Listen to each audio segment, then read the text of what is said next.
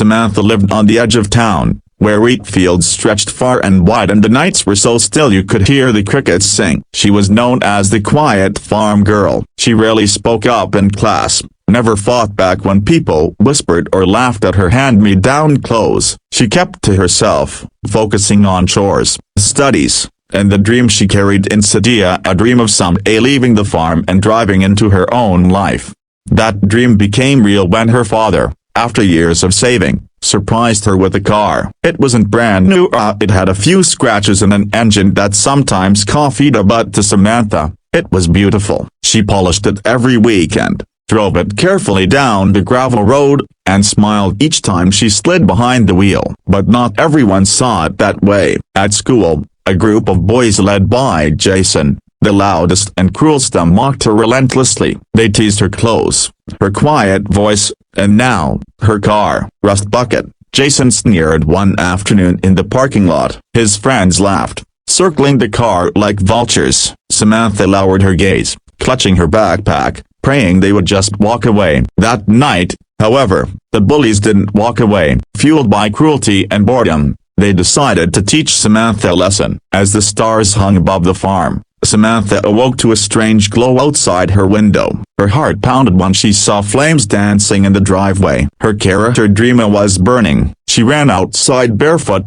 screaming, tears streaming as the fire devoured the seats, the tires, the hope she had cherished. Her father grabbed the hose, but it was too late. The car collapsed into blackened metal while the sound of muffled laughter echoed from the shadows. The bullies sped off, leaving behind smoke and ashes. Samantha dropped to her knees, shaking, not just from the fire but from the crushing weight of helplessness. The car was gone, her dream was gone, and she wondered if maybe she really was powerless, just as everyone had always treated her. But fate had something different in mind. The next day, news spread fast. Everyone had seen the charred remains of Samantha's car by the edge of the gravel road. Some students whispered pity, others smirked at the drama. But Jason and his friends strutted as if they'd won some twisted game. What they didn't know was that karma was already on its way. That afternoon, after school, Samantha walked home, her eyes still red from crying. The bullies followed in their truck,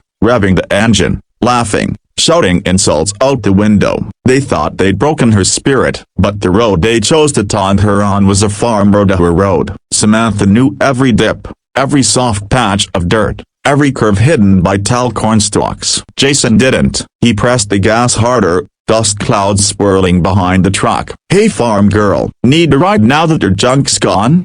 he shouted. Then it happened. In their arrogance, they took a sharp corner too fast. The truck's tires screeched, lost grip, and in seconds it skidded off the gravel shoulder. The bullies cried out as the vehicle lurched sideways and slammed into the dirt ditch. Dust filled the air, and the laughter was replaced by coughing, groaning, and fear. Samantha stopped walking. For the first time, she wasn't the one on the ground. Jason and his crew were. They crawled out, bruised, shaken, and silent. Their pride was in ruins, just like the smoldering remains of her car. Neighbors rushed to help, and soon the whole town was buzzing about what happened. Some called it coincidence, others whispered it was justice. But everyone noticed one thing: Samantha didn't gloat. She didn't mock them. She stood tall, quiet as ever, watching with eyes that no longer looked down at the dirt but straight ahead. The bullies never laughed at her again. Jason avoided her eyes in the hallway,